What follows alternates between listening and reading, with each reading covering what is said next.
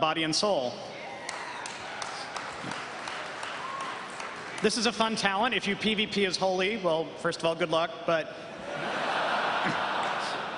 secondly, it's a pretty useful talent there. It's not the kind of thing you would normally take for PvE, because you'll say to yourself, well, why would I take that? I need something that improves my healing. We want you to be able to take things like this in PvE. They may be more situational, but they're fun. Lightning Overloads, it's a pretty cool talent. Things that proc damage or affect different spells in different ways, we think those are cool. That's not the kind of passive talents we want to prune. We just want to get rid of the things that are like, your fire damage is now 5% higher. And then Juggernaut is a great talent. You might notice on Body and Soul and Juggernaut specifically here that we went ahead and took the passive things out of here. So the Mortal Strike bonus in Juggernaut isn't there anymore, because the charge should be interesting enough on its own, even for PvE. So if you spend talent points in a tree, you'll get 3 types of passive bonuses. The first one is the one that just makes you do your job better. So it'll either be damage, healing, or tanking, depending on the tree, except for Death Knights. We have no idea what the hell we're going to do for that. The second passive bonus will be something that feels very much like a stat. You can kind of imagine where these will plug in already. Some trees care a lot about crit. Other trees might care a lot about haste. And then the third bonus is something that's going to be very unique for your spec. So there's going to be 30 of these, one for each tree. And I'll give you an example of how this will work out. And then the new stat that we put on gear, the Mastery stat, will modify this third one. So when you look at a piece of gear, it might say, oh, increases my poison damage, while a Balanced Druid might look at the same piece of gear and it'll increase a different stat for them. And then if you use dual spec or respec, the Mastery you have will go ahead and switch to modify what you do better.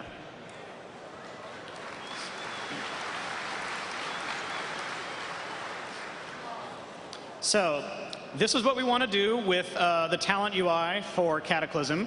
We want to be able to show it 3 panes, no scrolling.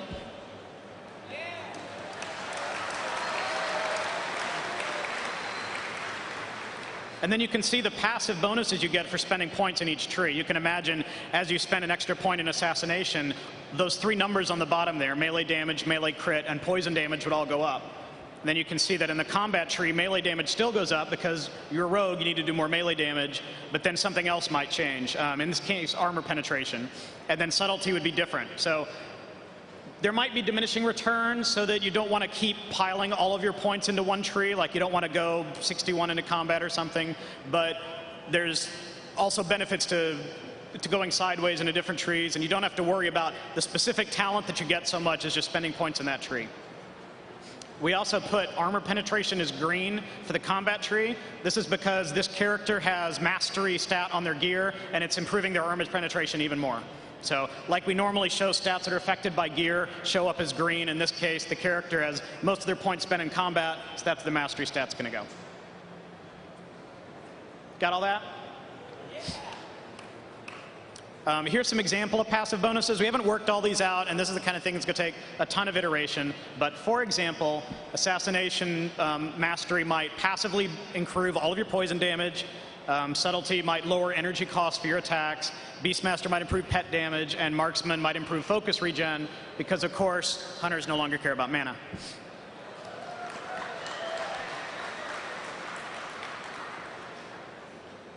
And then I mentioned the Mastery stat already. It's a new tertiary stat that'll appear on your gear. Often you'll be trading off crit versus haste or Mastery, because we're not going to put armor penetration on gear anymore. We think it's really, even though these all can still be a little mathy and affect your damage or healing or whatever in different ways, it's a little more intuitive to look at it to know, oh, if my crit goes up by 1%, I kind of know what that means based on my class and the talents that modify that. And the same thing would be true of haste.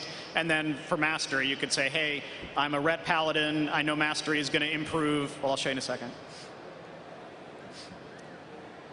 It always picks the tree with the most points. We're not sure yet what will happen if you manage to spend an equal number of points in each tree. That's pretty rare.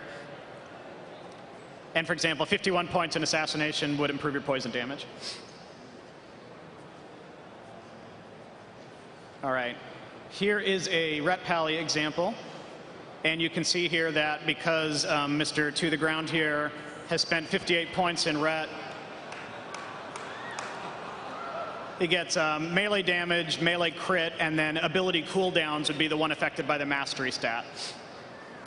And you can see over on the character sheet with the tooltip, you'll always know what is exactly affected. You're not going to have to guess too much if you change specs a lot. Everyone will look at mastery. It works very similar. If you're familiar with the way feral druids, when they look at a weapon, it'll tell them their feral attack power conversion from that weapon, even though other players may not see it. So it'll be kind of similar there. All right, last part of the talk. So we have this new feature called Paths of the Titans. And what we want to do with this feature is reward character progression at max level. What happens is you get Wrath of the Lich King, you're jamming out your levels, you get 10 levels to go. It's really, really fun. You're like constantly improving, new abilities, new ranks, new talent points. Then you hit 80, and it really slows down. And you'll get loot. Whether you raid or PvP, you'll slowly improve your loot over time, but basically that really fun period of leveling up has kind of come to a stop. And one way to do that is just keep making more and more levels. Hey, maybe Cataclysm gives you 15 or 20 new character levels. That would give us a headache.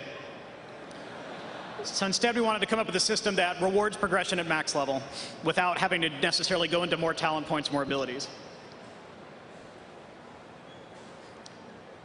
So the main reward for the paths is to unlock a new type of glyph called an ancient glyph.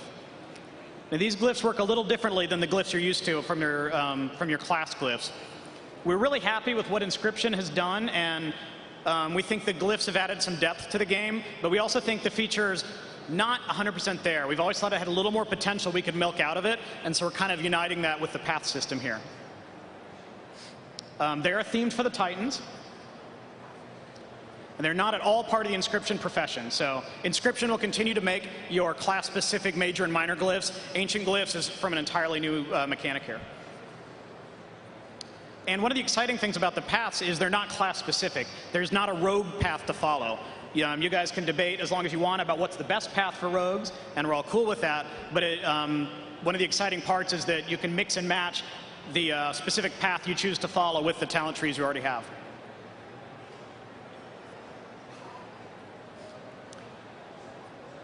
So the Cataclysm is a time of great upheaval, right? I mean, zones are changing. What everyone thought they knew about the world is kind of eroding. And so in this time of turmoil, people are turning to like new sources of power. And one of the things that we've learned from Old War is we've learned a little more about the existence of the Titans. And so these cults have sprung up throughout Azeroth, and they'll probably particularly be focused in the new zones, places like the Twilight Highlands. You can choose to align yourself with one of these cults, and in return, you can progress down a path. I'll talk a little bit more about that. And then as you progress down the path, you're getting these new ancient glyph sockets. And ultimately, you get new ancient glyphs to put in the sockets. So one of the cool points about this is you earn these ancient glyphs through archaeology. So as you're leveling up, archaeology is giving you cool things, perhaps new items, new vanity pets. You can trade some stuff in for gold and things like that. But then once you hit level 85, you can start using archaeology to trade into these cults, and in return, they'll give you the glyphs that you'll use, which I just said. And one of the cool things is, kind of like with your class glyphs, you have choices. Even though you pick a particular path, you still have choices of what glyph you want to put in that slot. So if you're a healer, maybe you want a healing glyph. Maybe there isn't always a healing glyph at every point along the path, though.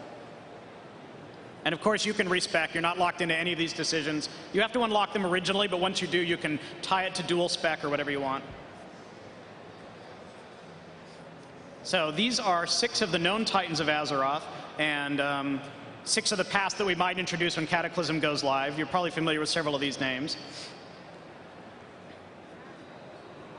Ooh, shiny. I guess what we have here is an undead druid, which we are not officially announcing in any way, shape, or form. So in the middle are your class glyphs, and we think we're going to go ahead and change the UI to actually reinforce what talents or abilities the glyphs are affecting. We know it can sometimes be confusing to look at a really cool-looking artistic symbol, but not necessarily know if that is your glyph of lacerate or your glyph of swipe or whatever. So I don't know that this color palette is final. It's probably not, but you get the basic idea. There's a big claw in the middle because you're a feral druid, and you have 6 of your class. The gold ones are the major, and the blue ones are the minor glyphs. And now around the outside are the new path glyphs.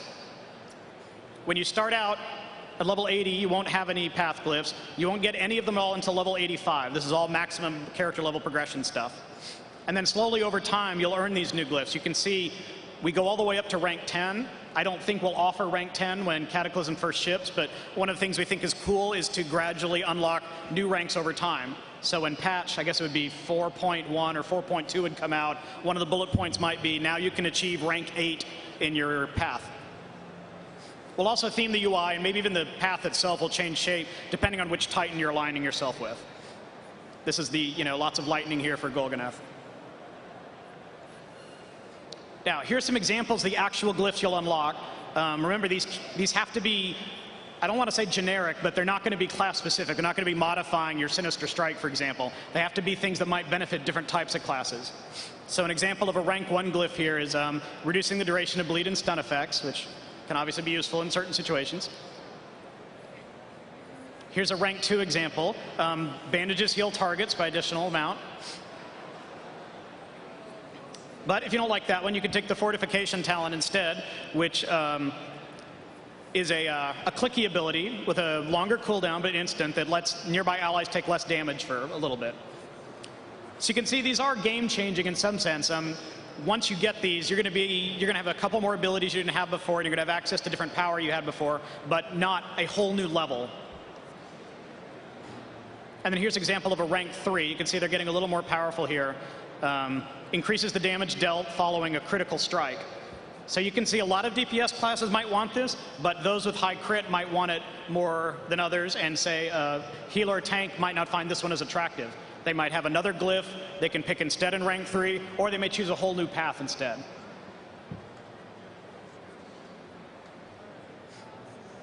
Now, one of the things that's important is everyone eventually gets their ancient glyphs. This isn't supposed to be the kind of thing where really, really hardcore players have access to the feature and more casual players never get there. We want everyone to eventually get their glyphs.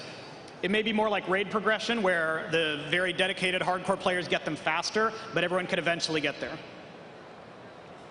The goal is that we want to gate the content. This isn't supposed to be a nasty rep grind. This isn't, Sons of Hodier 2.0 or anything like that.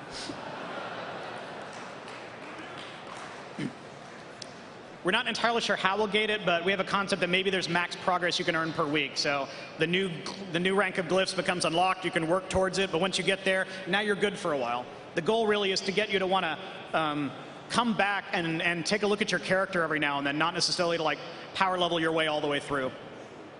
That's what levels are for. And again, catch-up mechanisms are important. And I've said new ranks introduced over time. You might see a patch note that says now you can reach rank 5. One of the cool things is the concept of the Titans is kind of expandable. We've never said exactly how many there are, and it's very easy for us to add more of them. So we might add whole additional paths in actual content patches. So maybe when Cataclysm ships, you'll get 3 paths to choose from, but then when 4.1 comes out, there's a whole new path you can choose instead. You can respec to that path. Thanks a lot.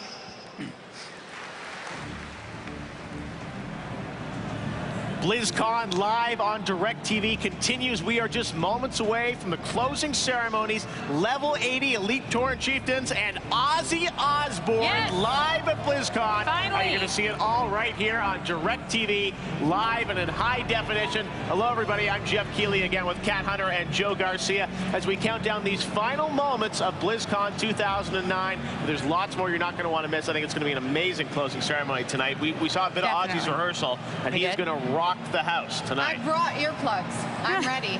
Okay. That's not very rock. That's not very rock. You're going to be in the front row dancing, no earplugs? The earplugs, trust me. All right, but listen, I've got something more exciting than Ozzy Osbourne. You know what it is? It's your IGN countdown. It is the IGN countdown. It is time finally to close out the IGN countdown. Okay. And at number 4, yes, we have Diablo, the original. Okay. At number 3, we have Warcraft 2, Tides of Darkness. Number 2, the one and only StarCraft, the original. And drum roll, please, and number 1, Let me guess. A little old game we know called World of Warcraft. World of Warcraft. That's number it, one boys and Blizzard girls. game I of was all off by time. one. No, Yesterday I said StarCraft would win. Warcraft If was you number one. don't agree with the decision, go to IGN.com and read the full story, and you can see what